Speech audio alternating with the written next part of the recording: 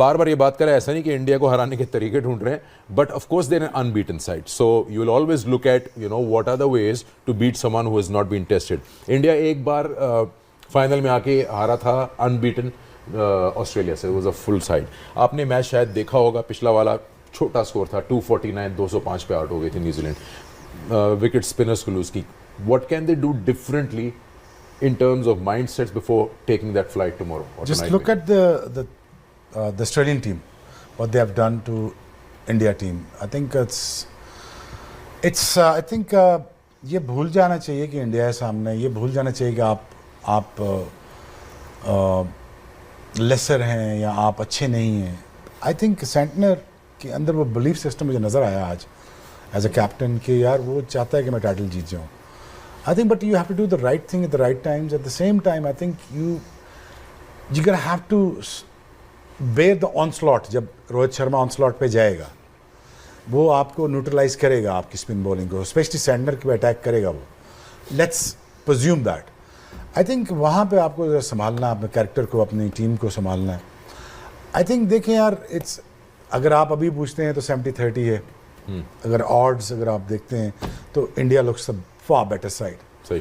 ठीक है, when it comes to batting and the spinners and comes to maturity, तो मुझे लगता है कि यार they are far better side. But if you bring your A game to that day, on that day, and you think that यार now we thoroughly deserve that after 35 years or 40 years, यार हम कोई world cup नहीं जीते तो इसका ये मतलब नहीं है कि वो अच्छी टीम नहीं है.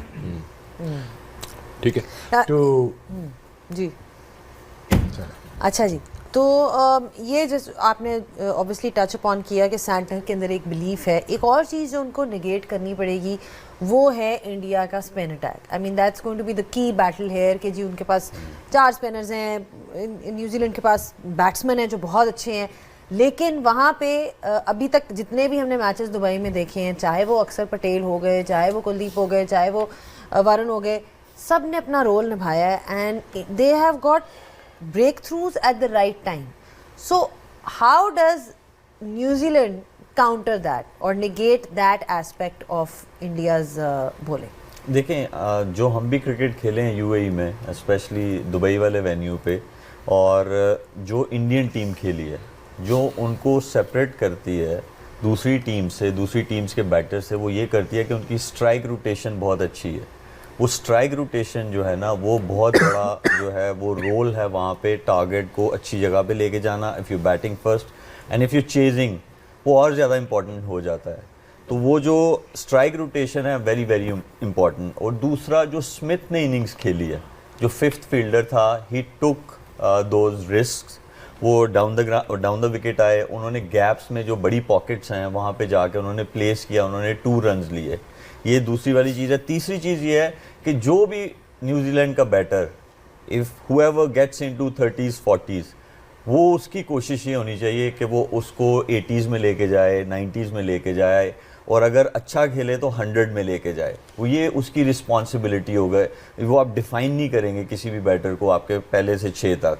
हुएवर गेट्स इनटू 30s और 40s, उसकी रिस्पॉन्सिबिलिटी होनी चाहिए कि वो 80s और 90s या 100 तक वो लेके जाए. क्योंकि वहाँ पे आपको टोटल तो एक 237 हुआ, 240 हुआ, 260 समथिंग हुआ, फिर इंडिया ने भी चेज़ किया. तो वहाँ पे वो जो मार्जिन आ रहा है वो यही आ रहा है. जो चेज़ भी हो रहा है वो तकरीबन थोड़े से ओवर्स रह जाते हैं, तो उसमें से चेज़ हो रहा है. तो वो जो पार स्कोर है वो वही बैटर्स आपको करके दे सकते हैं कि जो सेट हो गए हैं उन कंडीशंस में.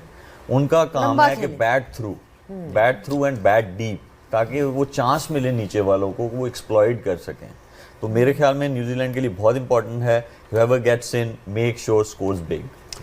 वो कहते हैं ना कि is treated as just another game, but ऐसा होता नहीं है. अदरवाइज साउथ अफ्रीका सारे जीत जाता मैच. लेकिन कहीं ऐसा फील होता है कि जो भी टीम जा रही है दुबई, एक चीज़ लेके जा रही है माइंड में कि जी उनके पास एडवांटेज है होम का. अगर इसको एरेज कर दे, स्किल दोनों टीम के पास है, दोनों बेस्ट फील्डिंग साइड्स हैं, दोनों के पास बॉलर बैटर सब कुछ है.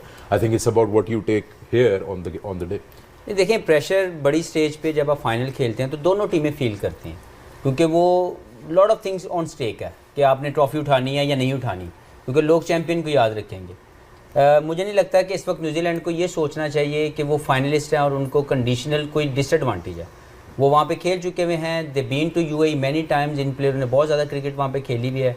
मुझे लगता है कि इस वक्त it's all about how they can win against one of the team जो अब वहाँ पे रूल कर रही है इस वक्त। कोई भी टीम कुछ भी कर रही है, वो चेस करके भी जीत रहे हैं और पहले बैटिंग करके भी जीत रहे हैं। तो इसका मतलब है वो एक कंप्लीट टीम के तौर पर खेल रहे हैं, और उनकी जो गेम अवेयरनेस है when it comes to win the game, उनकी प्लानिंग के अंदर उनके बैट्समैन, उनके बॉलर वो रोल प्ले कर रहे हैं जहाँ से टीम जीत जाती है। तो New Zealand I think having a momentum with them कि वो भी यहाँ से जब हार के वापस आए, दोबारा से एक अच्छी टीम जो इस टूर्नामेंट की वन ऑफ द फेवरेट्स थी उसको हरा के वापस आ रहे हैं। तो I think they should have more confidence in their dressing room कि अगर हम अपने स्किल्स पे अच्छा खेल गए, और उनको निगेट करने के लिए आई थिंक केन विलियमसन का 100 करना, रचिन रविंद्रा का 100 करना, डैरन मिचेल का 49 करना, और लेथम वी ऑल नो कि ही also pledge well against spinner. तो मुझे लगता है इन 4 प्लेयर्स के साथ बड़ा अच्छा कॉन्टेस्ट होगा, क्योंकि ये मैच कोई भी खेलेगा वो प्रेशर को तो कंटिन्यू वो उसको बर्दाश्त करेगा, लेकिन स्किल्स की एग्जीक्यूशन में अगर न्यूजीलैंड अपनी अच्छी स्किल्स डिस्प्ले करता है, you never know it could be anyone's game.